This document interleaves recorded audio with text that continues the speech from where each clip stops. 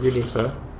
Good day. Let us know who you are, what you do, and your designation. I'm Stanislas Kamanzi. I'm the High Commissioner of Rwanda to the Federal Republic of Nigeria, and I've been serving in this position for the past 2 months. Okay, for the past 2 months. That is, you came in August? End of July. End of July, okay. Yeah. 2015. Yes. Okay. So how would you assess the relationship between Nigeria and Rwanda? The relations between Nigeria and Rwanda are pretty good, and it's been so for many years in the past. We've entertained good cooperation from many perspectives. Our leaders have connected, especially in the post-genocide era. Our leaders have connected very much, and they had values they shared. And this culminated into actually, for the first time, opening up diplomatic representations in both countries. We have a commission opened in Rwanda, and of course we have our own High Commission, the Rwanda High Commission open in Abuja. It's been so for the past 4 years or so. And that, of course, offered a framework for continued cooperation in various sectors, including air transport, investment in financial services, especially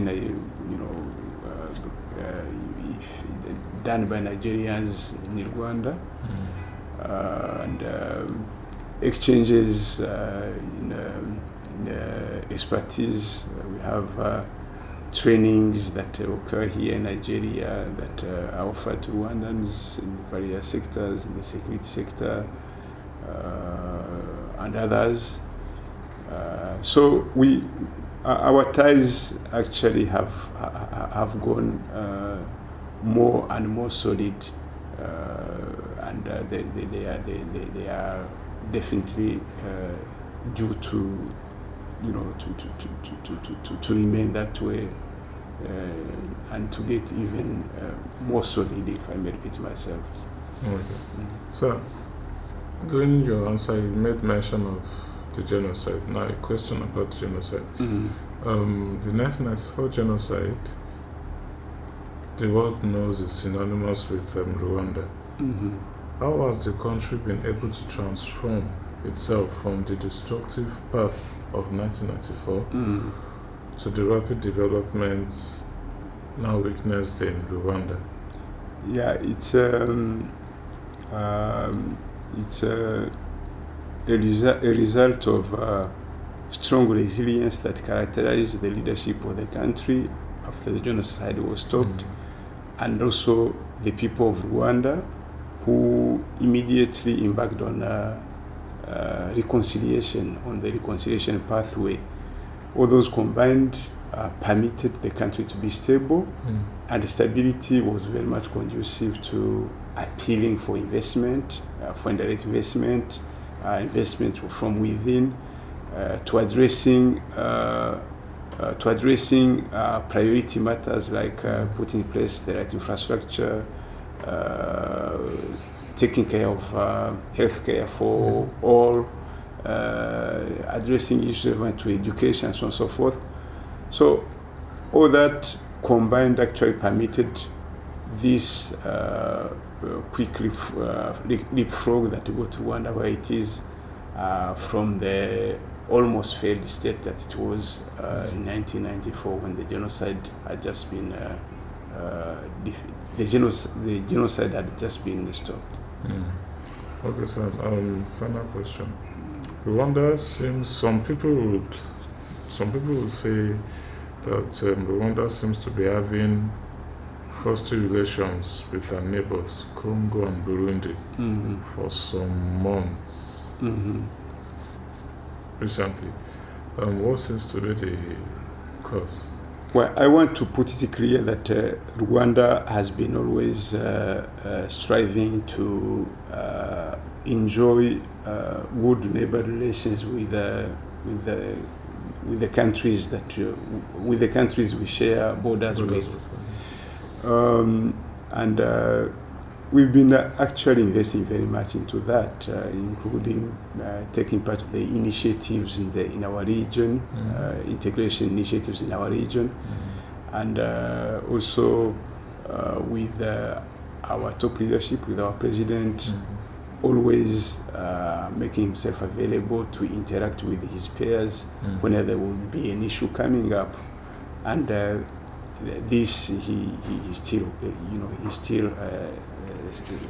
stands for it. Now, the specific case of Rwanda, of DRC and Burundi,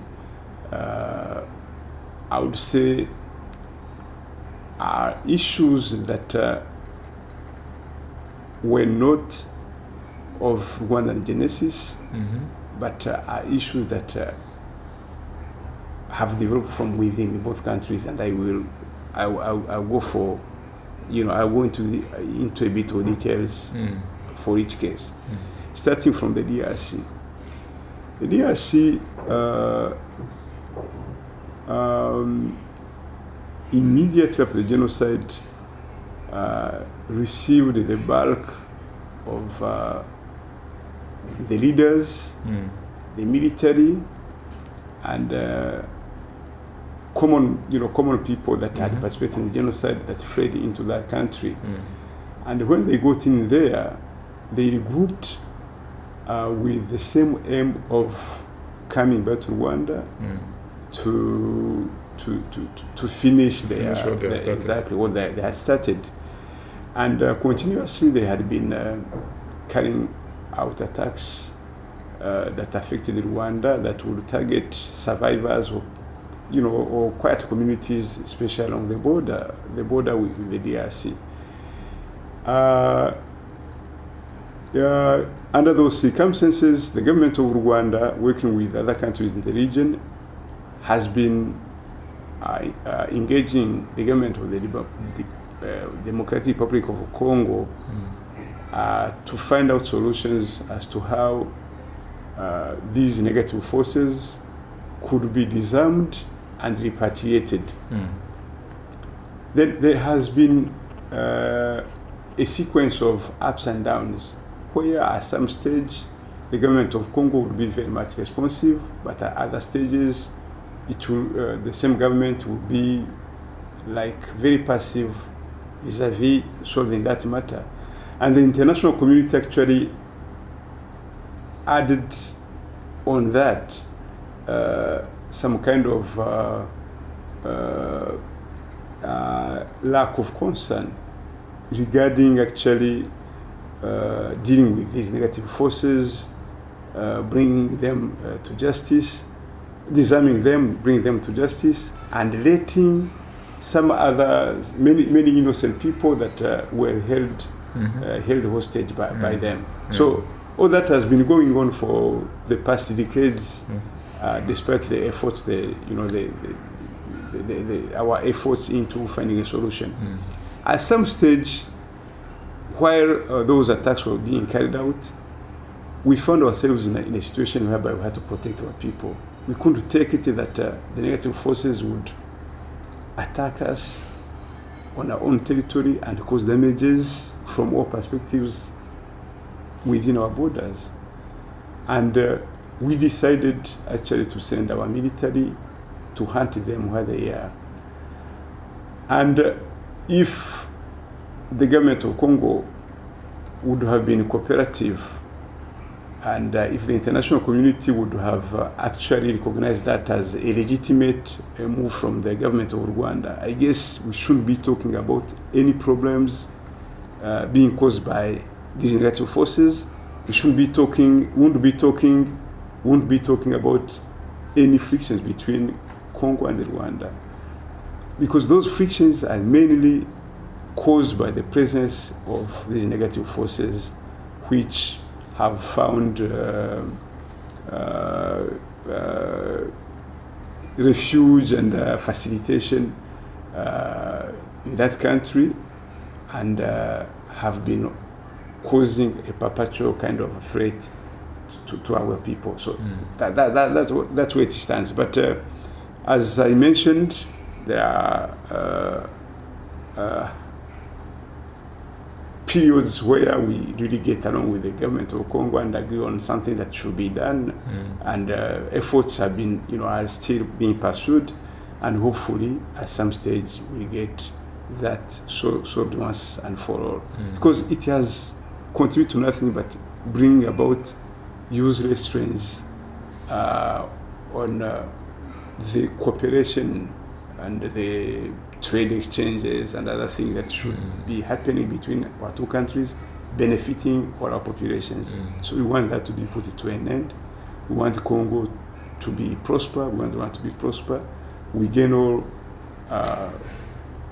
if our countries are at peace, and we still wish to work with Congo to get that come to effect. Now with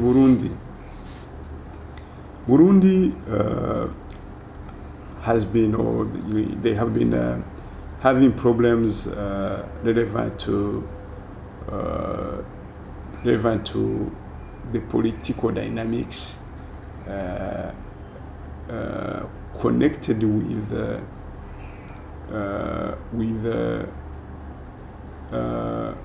their constitutional provisions regarding the mandate of the term of leadership of their president. A crisis came up whereby a sensible number of people in the capital city and other parts of the country would take to the streets to appeal on the strict observance of the constitutional provisions, while the government itself, those that were leading, found that whatever they would do was legitimate and was permitted in the confines of their constitution. So all that brought about clashes that affected civilians that some of whom were part of those squabbles, and others were just like bystanders. And this led to a number of them fleeing to Rwanda. Rwanda currently hosts more than 70,000 refugees from Burundi, and they keep on coming. And under those circumstances, the stand of the Republic of Rwanda was that the will of people should be observed, notwithstanding the sovereign rights of the sovereign prerogatives of the government of Burundi. This is to underline that in no circumstances Rwanda has ever wanted to immerse herself into Burundi's business. Of course, we also very clearly express our worries about civilians being killed for no reason at all, and we also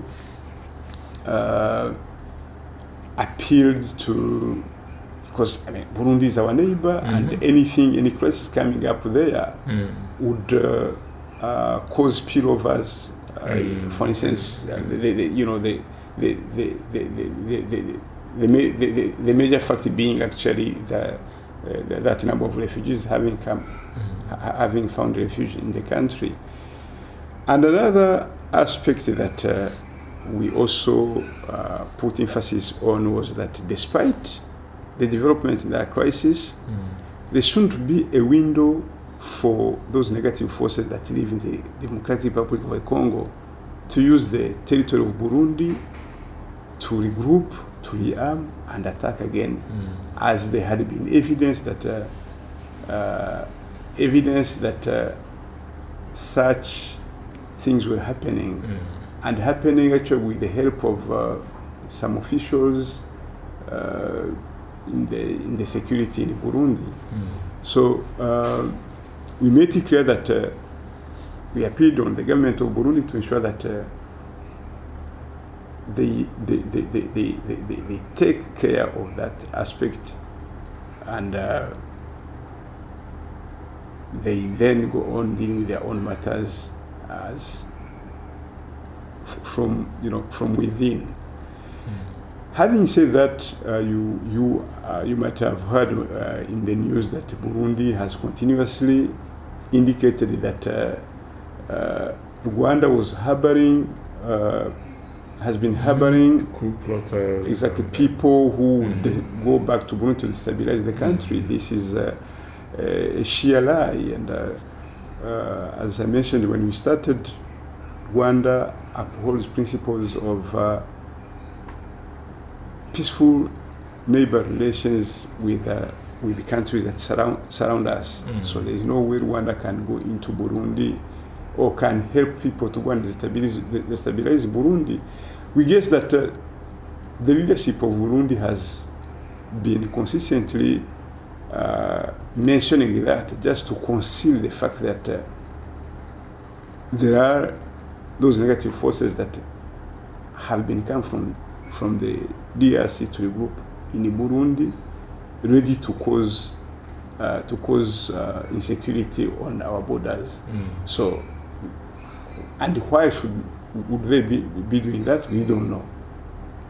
So those are the comments I can only make on regarding the frictions you touched on. Yeah, Ambassador Kamanzi, thank you very much for your time, sir. It's a pleasure.